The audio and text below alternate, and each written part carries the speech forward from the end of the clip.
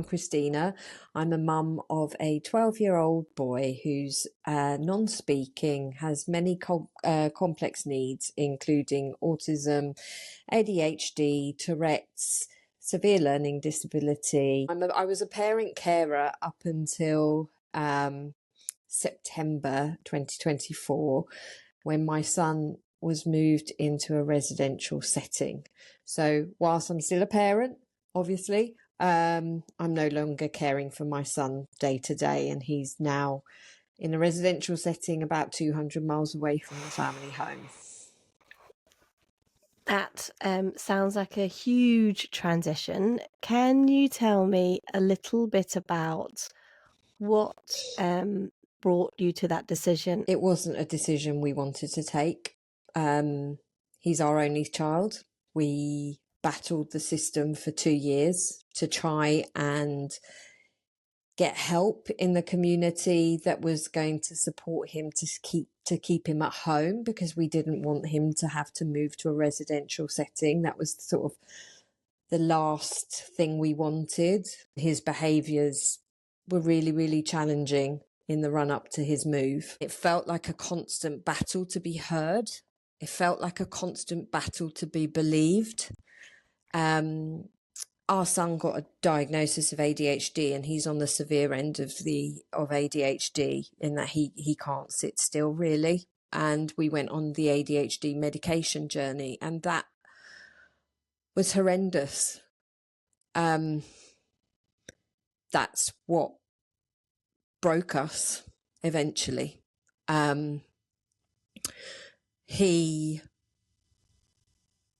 His behaviours were getting worse and worse, and we were trialling these medications, and we were telling them that it was having a severe impact on his behavioural profile, and we were being told, push through side effects, push through the aggression, push through the constipation, which was then causing him to be aggressive.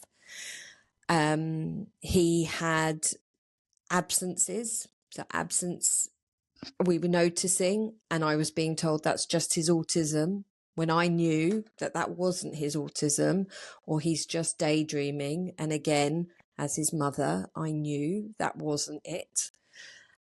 And then I was being asked to video absences, which last a few seconds at a time, and which were really difficult to capture on video. But because I couldn't capture them on video, I was basically being told that there wasn't really very much that they could do. And so we asked for an intervention from a tier 4 provider to see if there was anything else that could be done to try and help our son, because the behaviours had deteriorated so significantly during this trial period and before, but really significantly. And while we were trying another medication that we hadn't tried at that point, the local service psychiatrist decided that she wanted to try him again on a medication we'd already tried, to his detriment. And I tried very hard to argue that I didn't want that to happen until he was stable on the other med. But she was like, no, low and slow, low and slow. Well, low and slow resulted in, within 3 weeks of him being back on that medication, him having a psychotic episode, which meant we could not keep him or ourselves safe, and having to call an ambulance and being blue lighted to the local hospital, where he was held down by 6 men and sedated 3 times and kept in hospital for almost 48 hours under the watch of 2 security guards on the door. I would say that after the hospitalisation, things did calm down, because he was taken off that medication again, and it was more manageable, not completely manageable, but it was more manageable. But in the run up to all of this happening, the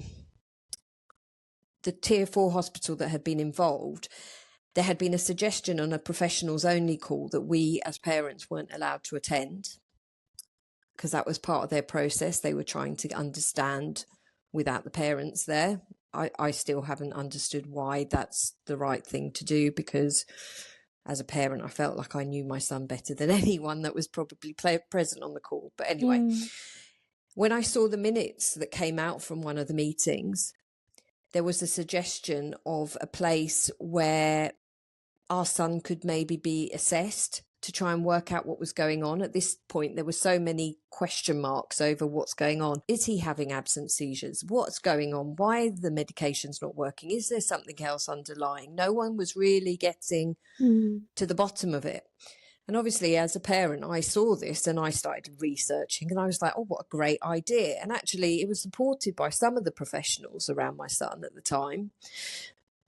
But the people that needed to sign off on it refused, because they said, oh, this place isn't specifically dealing with our area, notwithstanding the fact that they had taken control of most of his care by that stage.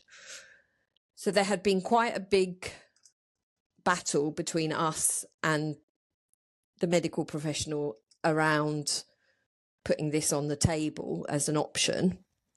And I was told point blank on a call, it's off the table, Christina. It's off the table. I was effectively, was told to just drop it.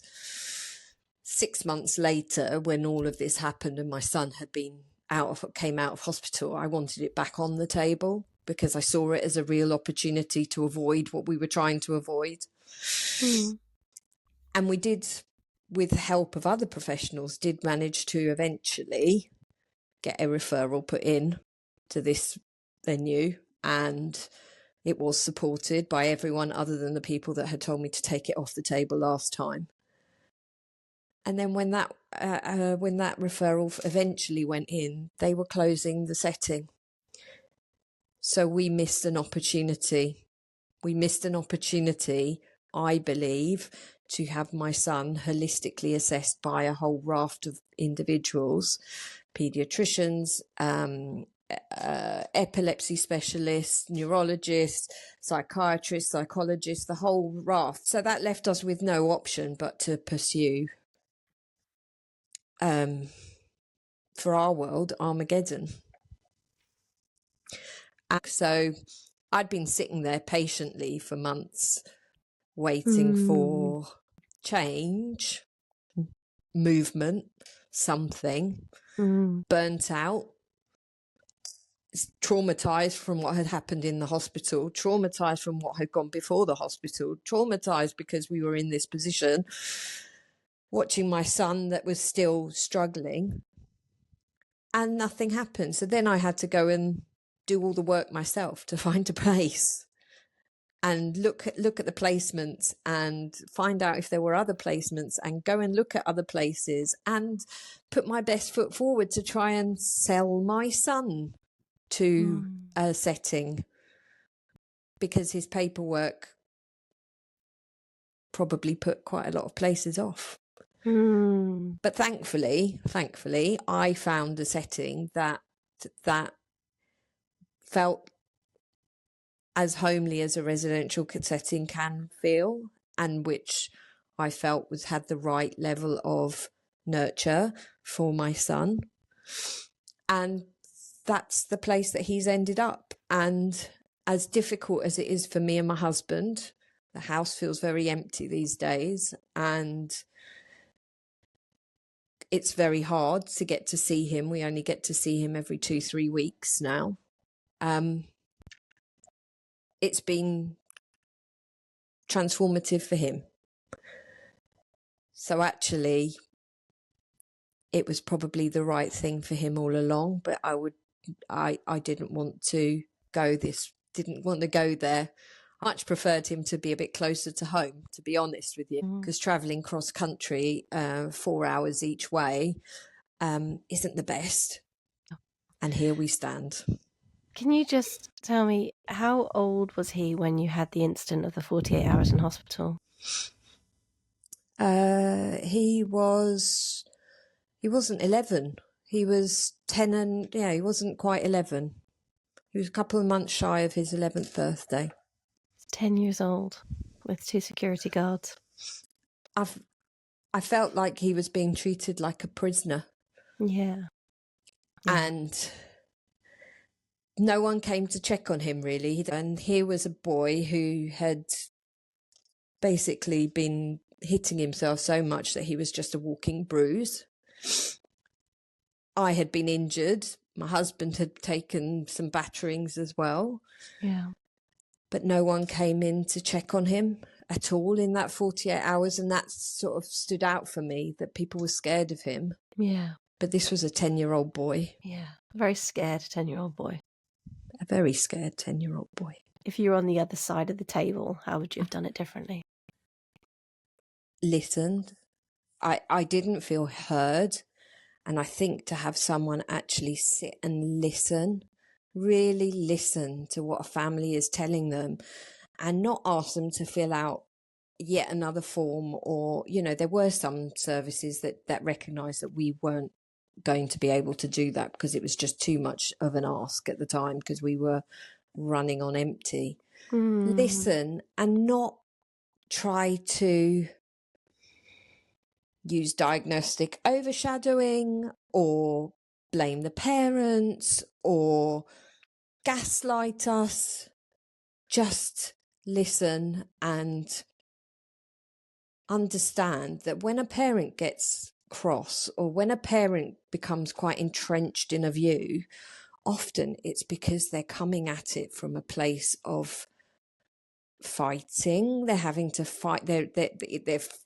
They're in a trauma response, really. And it's just understanding that actually sometimes the reactions are because they feel like they've got no other choice but to come out either fighting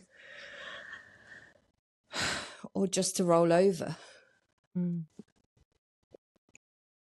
Were there any people in this whole process who you felt listened and you felt supported by? Yes, absolutely. Absolutely. We have an amazing social worker who was very patient, and I do believe she was trying as much as she could to help us within the parameters of what's going on. That everyone knows the systems are really quite broken around this sort of thing. We had a local learning disability team who were amazing, who really, really tried to help and actually went the extra mile.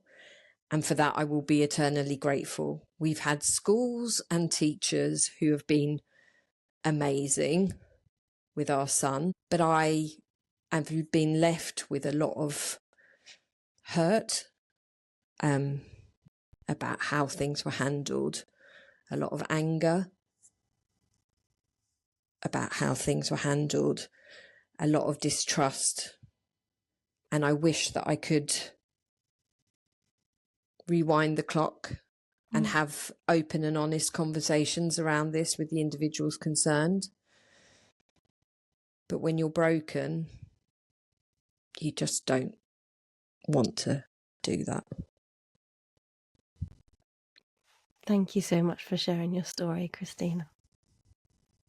You're welcome.